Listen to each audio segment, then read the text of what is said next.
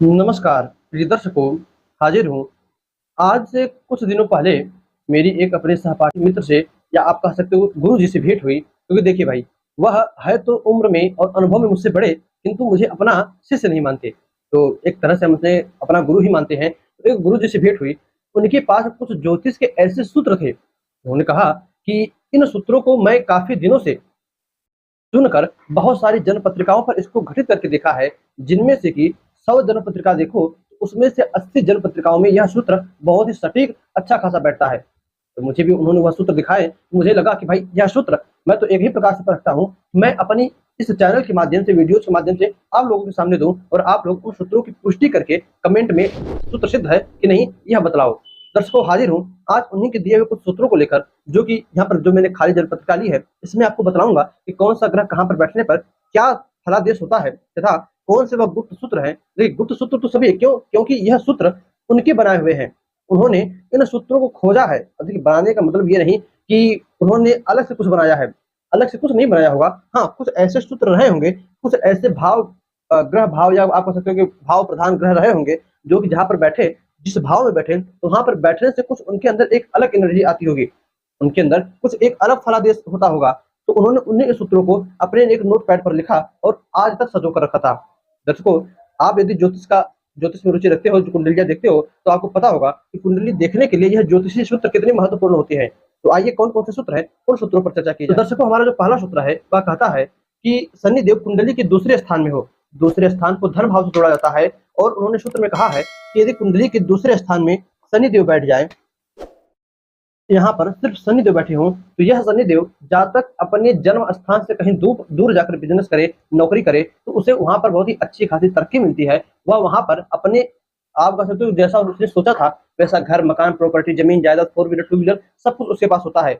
बशर्ते यह शनि थोड़ी बली हो, थोड़ा इन शनि के पास बल हो, और यदि यह शनि दूसरे भाव के स्वामी ही बनकर बैठे हैं, तो फिर और कुछ कहने की ज़रूरत ही नहीं है। फिर उन्होंने दूसरे सूत्र में कहा कि यदि सूर्य, मान लीजिए शनि नहीं है, सूर्य यदि यहाँ पर बैठ जाए, अब सूर्य यदि कुंडली के दूसरे भाव में बैठ जाए, तो ऐसे जातक को सरकारी विभाग से किसी भी प्रकार के टैक्स की चोरी अथवा किसी भी सरकारी नियमों का उल्लंघन नहीं करना चाहिए।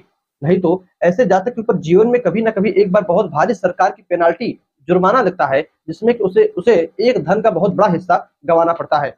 दर्शकों, ये पेनाल्टी टैक्स के रूप में भी हो सकती है। यह पेनाल्टी छापे, जो भाई आयकर विभाग के लोग आते हैं रेड डालने के लिए, तो उस पर भी हो सकती है। किसी न किसी प्रकार के चोरों के रूप में भी चोर आवेदन उठाकर लेके जाए, इस रूप में भी ये पेनाल्टी हो सकती है। तो बचकर, यदि सूर्य आपकी कुंडली के दूसरे भाव में है, तब किसी भी प्रकार के सरकारी नियमों का उल्लंघन जल्दी मत कीजिए। और यदि आप टैक्स इत्यादि देते हो सरकार को, तो वह भी समय से देते रहिए, बहुत भारी जुर्माना आपके ऊपर लग सकता है। फिर उन्होंने अपने तीसरे सूत्र में कहा, यदि जन्म कुंडली में मंगल देव कुंडली के छठे भाव में हो, ये रहा छठा भाव, यहाँ पर हम मंगल को बिठा दें, तो मंगल देव कुंडली के छठे भाव में हो, तो ऐसे जातक के जो शत्रु होते हैं, अंत में बहुत ही दर्दनाक स्थिति में मृत्यु को प्राप्त होते हैं।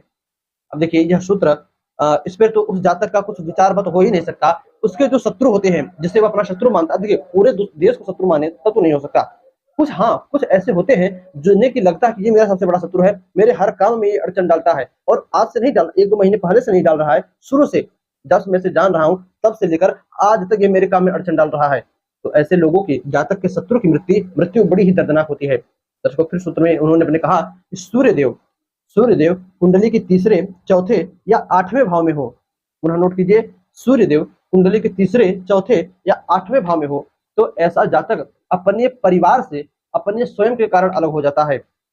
आप पुनः नोट कीजिएगा कि वह जातक ऐसा कोई काम करता है, चाहे वह परिवार से मारपीट कर ले, चाहे कुछ अनाप-शनाप बोल दे, कुछ भी करके उसके परिवार में खंडन होता है, तो उसी जातक के कारण होता है, जिसके कुंडली के तीसरे, चौथे, आठवें भाव में सूर्यदेव बैठे हो। दर्शकों, अपनी कुंडली एक बार देखिएगा, क्या आपकी भी कुंडली में तीसरे, चौथे और आठवें भाव में सूर्यदेव बैठे हैं? और यदि बैठे हैं, तो क्या आप अपने परिवार से अलग हो? अभी अलग होने का मतलब हमेशा यही नहीं होता कि उनसे मार झगड़ा करके अलग हो जाएँ, खाना अलग बना पका कर खाएँ। हो सकता है कि आप बिज़नेस करने के लिए कहीं बाहर गए हो, आप नौकरी कहीं बाहर करते हो, परिवार आपका है ही नहीं आपके साथ, यह भी एक प्रकार का अलग ही हुआ। भाई परिवार ही नहीं साथ है, तो अलग ही हुआ ना, भले ही मन में खूब प्रेम हो, किंतु जब आप उनके साथ हो ही नहीं, तो वो अलगा ही हो गया।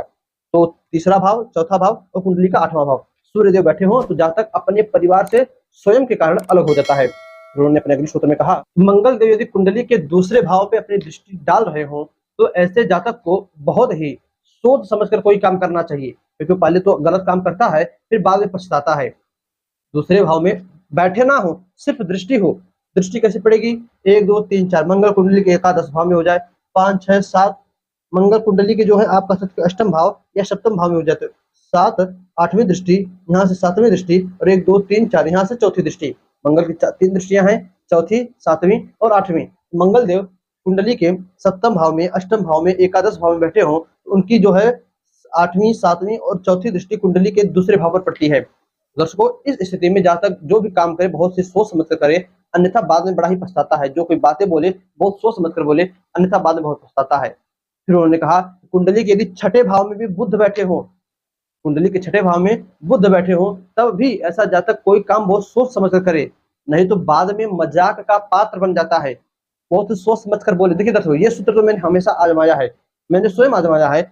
बुध देव कुंडली के छठे भाव में हो, मैंने भी बीते दिनों महीने 2 महीने पहले राहुल गांधी की कुंडली का विश्लेषण किया था। उसमें भी बुध की कुछ स्थिति ऐसी थी कि बुध कुंडली के छठे भाव में पापक ग्रह के साथ बैठे थे। तो ऐसी स्थिति में आप खुद देखिए उनको, वे जो बातें कहते हैं, बातें तो बहुत ही अच्छी बोलते हैं, किंतु बोलने का उनका जो अंदाज है वह मजाक का हो जाता है। लोग उन्हें मजाक में ले लेते हैं। भाई राजनेता है, इतने बड़े अध्यक्ष हैं पूरे कांग्रेस के, जो भी बातें करते हैं बहुत ही सोच समझ कर अपने हिसाब से तो अच्छा ही बोलते हैं, किंतु बोलने का जो अंदाज है उसे लोग मजाक के रूप में ले लेते हैं। खैर वो दूसरी बात है, किंतु आप जब कुंडली में यदि बुध छठे भाव में बैठे हो तो आप अपनी स्थिति बतलाइएगा, आपके साथ क्या होता है। दर्शकों, इसी प्रकार जो अगला सूत्र है वह कहता है यदि आपके जन्म कुंडली के छठे भाव में शनि देव बैठे हों, तो ऐसे जातक को अपने शत्रु से ज्यादा शत्रुता नहीं करनी चाहिए। कुंडली के छठे भाव में आपके भी शनि बैठे हों तो आप अपने शत्रु से ज्यादा शत्रुता मत कीजिए। क्यों?